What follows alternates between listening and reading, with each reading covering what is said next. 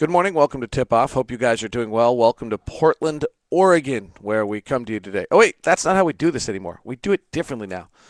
LA experience, a worldview, catfighting in hockey, funny little young kids, April Fools, an update on the team, and the playoff picture. It's all next.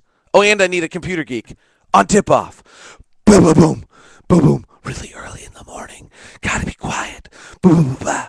Boom, boom, boom, boom, blah. Like 5:50 in the morning. Gotta be quiet. Boom, boom, boom, boom, boom, boom, boom, boom, boom, boom. Good morning. If you're looking for a lot of really deep, insightful basketball stuff, I'm going to disappoint you today.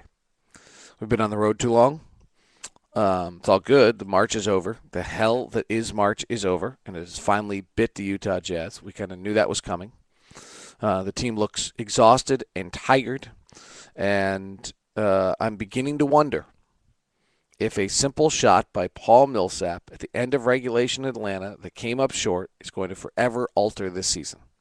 Had that shot gone in Atlanta and we win, move to New Jersey and win, and then lose to Boston and don't have 4 overtimes lingering, I wonder where this team could be compared to where it is right now. That single shot, not to zero in on Paul or anything, has changed this season, and you know, the question is, when are these guys going to get out from under that 4 overtime game, coupled with the fatigue of the month? This was going to be an issue anyway. Other teams dealt with it earlier. And if you look through this season, this is what's happening. The Clippers fell apart and lost, 5 in a row, and everybody wanted Vinny Del Negro, and then they got to sit home for a week, and they won 5 in a row. The schedule lightens up after tonight a little bit with Portland. We're home for 4 days in a row, which we have not been. And maybe there's a chance. The Jazz have not held a true practice. They've practiced every day. They haven't had any type of off day in some time. Maybe tomorrow, although I kind of doubt it. But they've had their last true practice on March 1st. So we knew this was coming. It's over. Tonight's the final day of this crazy stretch. And hopefully gets things going. I was going to share a bunch of different experiences, random thoughts, and other things before getting back to the team. So for those of you who just want basketball, I'm going to disappoint. So I'm in LA, and I walk a ton when we stay down Marina del Rey, Venice area. And I walk a ton. And there is I'm walking through this street called Abercrombie, which actually GQ magazine ranked as the #1 street in America. And it's pretty cool. And it's totally LA. And there's this, like, the cool thing in LA now is that there's these restaurants, but they don't have any sign. They just have a wood door, and you have to kind of know that it's a restaurant there. And it doesn't have any title of what its name is. I guess when you go inside, you probably find out. It's the in thing to kind of know it's there, I guess. It's LA. Everything's got to be in. And so there's this place, and it's packed. And on the outside of it, they have kind of a whatever it's, I don't even know the name of the restaurant because there's no sign. Whatever it is to go, where you just can walk in, and they have the wood fire stoves in the back. Right there, you can see them. It's really cool. And you just order. But as you go by, the place is still packed.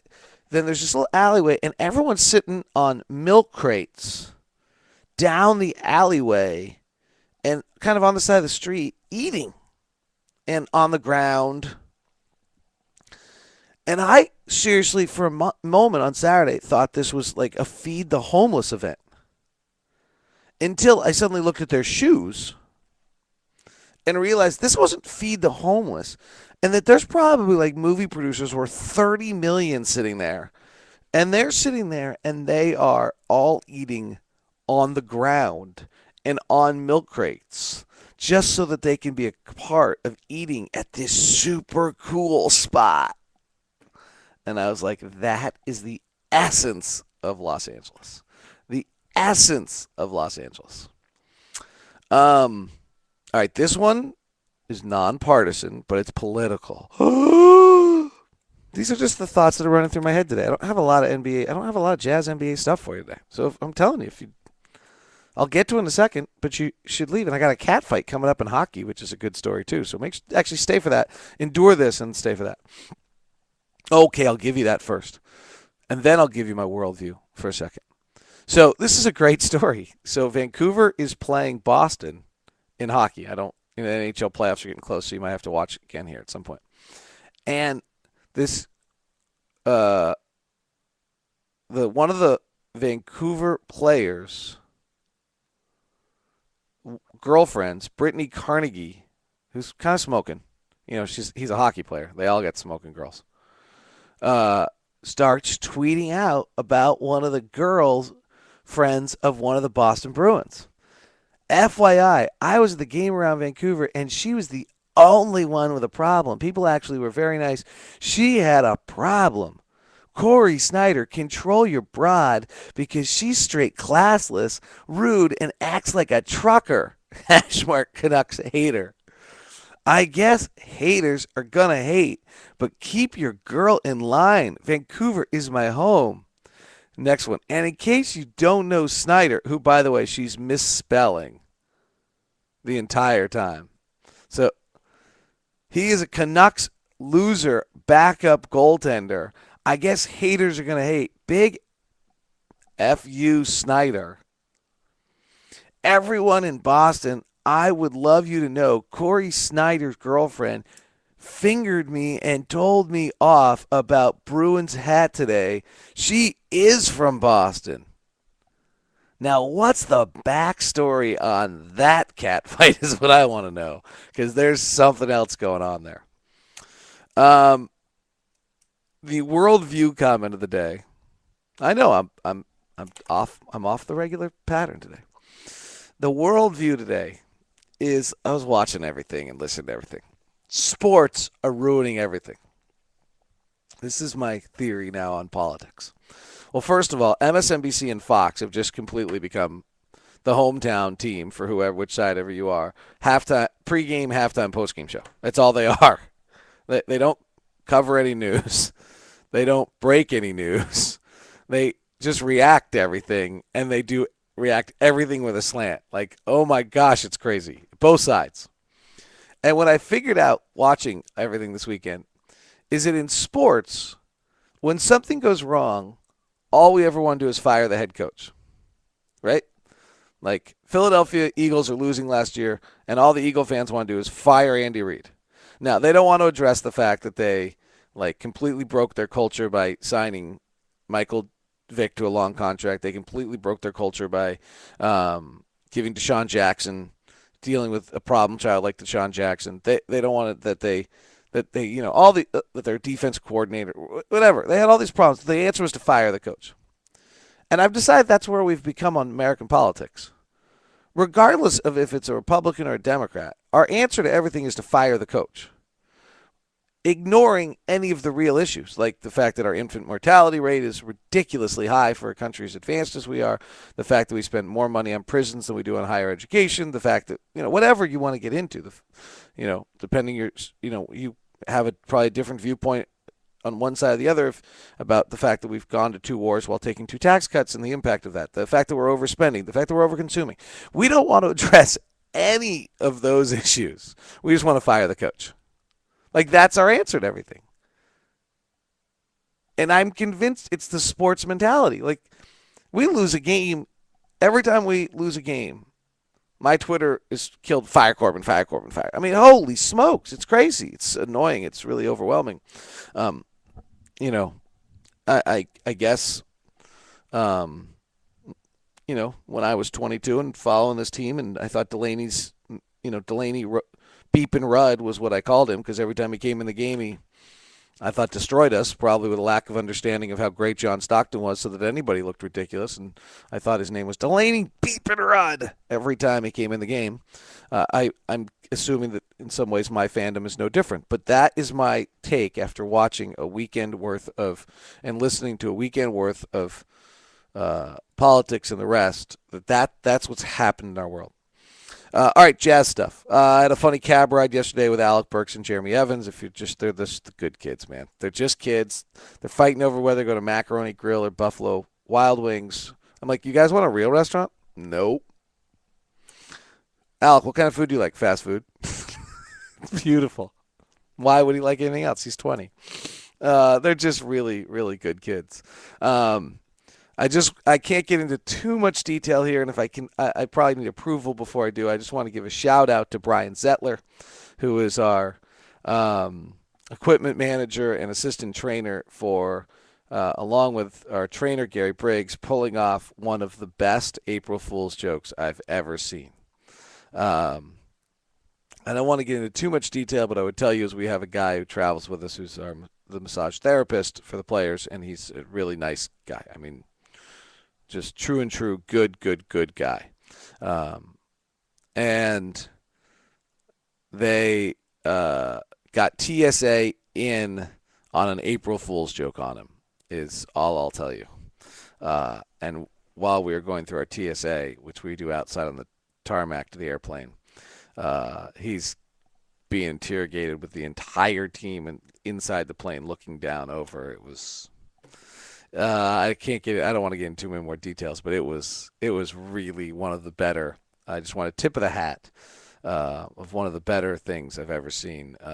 And our massage therapist, who's just a really, really good dude, took it really well. Like someone's like, "Were you scared?" Yeah, you bet you. I was scared. Like it was great, and it's just kind of the fun stuff about being around.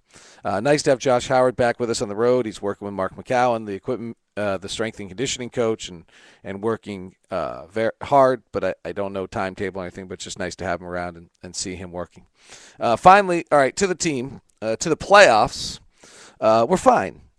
The Sacramento loss is bad, but we kind of all knew it was coming, so you got to go grab one. I mean, this is, and I'm not sure we thought we were winning in LA, particularly at this point in the schedule. We got to get. It would have been nice. It's nice to get Portland tonight if we can get Portland. We got to get at least one of the two Portland road games. Really, the game at Houston's enormous coming up. I think it's on the 11th. In fact, we win that, we're in, and you got to just make sure we protect the home court, which we didn't do against Sacramento. But I'm not. Come on, missed 16 straight shots. Team's tired, and this schedule's crazy. So the Sacramento game, I just think it's the one we knew was coming the whole time. There wasn't a lot, and the team didn't have a lot of legs the next night against the Clippers. So hopefully regain here, come out tomorrow or tonight with a lot of fire, get a day off, though an early arrival. Get two at home, maybe string three in a row together before heading down to San Antonio and see if you can split the home and away with San Antonio, and then go back out to Houston, which is kind of crazy, and start that little road trip of Houston. I think it's Memphis and New Orleans, and if we can get two of the three there, we're fine. And that's tough to do. Really, if we only get one of the three, it'll make it a little tougher, but Houston's loss last night to Indiana is helpful. Houston is at 0. Road wins minus home losses. We're at 1. Denver's at 2. We got to get back to 2. Warriors pick. They're going to get it. They're in full tank mode. I'm not sure they're winning more than one more game the rest of the year. The only scenario where I see the Jazz getting it now is that the Warriors finish the year 7th in the NBA, and one of the teams below the Warriors in the lottery jumps up and pushes the Warriors back to 8th, which would just be cruel justice. So I wouldn't hold our breath on that pick. I think the Warriors are going to find a way to get that done.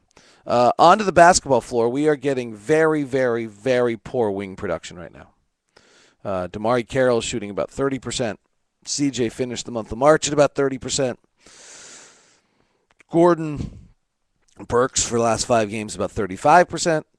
And Gordon's playing pretty darn well, but he's being asked to play 38, 39 minutes a night, and he's just not quite ready to be a 38, 39-minute player. I mean, the progression really, if you get into it, is that in his first year he should probably play 1,800 minutes, which comes out to, either 12 or, depending on viewpoint, you want 12 or 1,800 minutes, depending which track he's on. And then the next year you want 1,800 or 2,400 minutes. And then the next year you want either, depending who he's going to be as a player, 2,400 or 32. And that third year is 35 minutes a night. and that's if you're going to be a real star in this league. And 35-minute a night starter means you're a pretty special player, and he is on that pace right now, which is a lot for him in his second year. And we're seeing his shooting production drop during that period of time. So the wing players have really got to step it up. The other one is I was disappointed we didn't get more out of Paul on Saturday. I thought that was going to be Paul's game to win. He just couldn't get going. He got that early foul trouble. He was non-existent on Friday because of foul trouble, and he got that early foul really on Saturday. And I thought it changed his game. Blake Griffin has been allowing a lot of points to guys, and I thought Paul was going to have to see if he could get going a little bit, and wasn't able to. But we're going to need Paul to really play away. Al is doing his thing right now, but Paul adds a second scorer on a roster where we don't really have a second scorer. There's no room for and as we just talked about the wing production, if we're relying on these other guys to come through out of the wing, that's just not who we are. If we can get them into double digits every now and then, that's good. But big time carry the burden. Somebody's got to come along with Al on the ride. And right now, that's Paul, and he hasn't done it the last few nights. He's got and I think Paul fatigues. If there's anything we want to look at Paul's career, we've seen these kind of upswings and downswings, and I think that's from playing as an balls to the wall, undersized power forward. That's the impact of it, and we saw it this year in the middle of the year, and then I think we just saw it right here where the schedule. So how he gets his legs back is probably as vital as anything to what happens with this season. A lot of people are up in arms about Earl Watson, Jamal Tinsley. Jamal Tinsley does some really good things offensively, and Earl does some really good things defensively, and neither of them is a complete player. But with the point guards we've played most recently in Chris Paul and in Isaiah Thomas and Rajon Rondo, really needed a very, very good defensive guard out on the floor, and that's what Tyrone's been doing. And a lot of this year, people like myself have been asking for more defensive-based substitutions. So when it finally comes, that's what that's based on. Earl played pretty darn well against Sacramento. In no way, shape, or form did he cost us the Sacramento game. It'd be nice if he ran the fast break with a little bit more thought on scoring. It'd be nice if he didn't turn the ball over as much offensively, but he's primarily a defensive point guard. Jamal's much more offensive and not very good defensively. So, you don't have complete players. That's why they're backups. And that's really what the story of our roster has been all year, that none of our players are all that complete. And so there's this mixing and matching that goes on every night, trying to see who can fit where and do what. So that's good. I think the final thing I would just share, I'm going to work on some more, is I had some very interesting conversations with people about developing talent, how you do it, what the right way to do it is, productive minutes. The consensus coming back from everyone is that 30 minutes in a culture that's not about winning is less valuable to a player than 18 to 19 minutes on a culture that's about winning, which is interesting.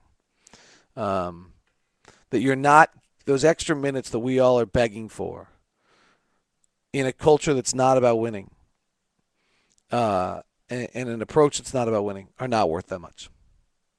And it's interesting to hear that from people that are coaches, GMs around the league. All right, that was a very rambling, all around, very early in the morning tip-off from Portland. See ya.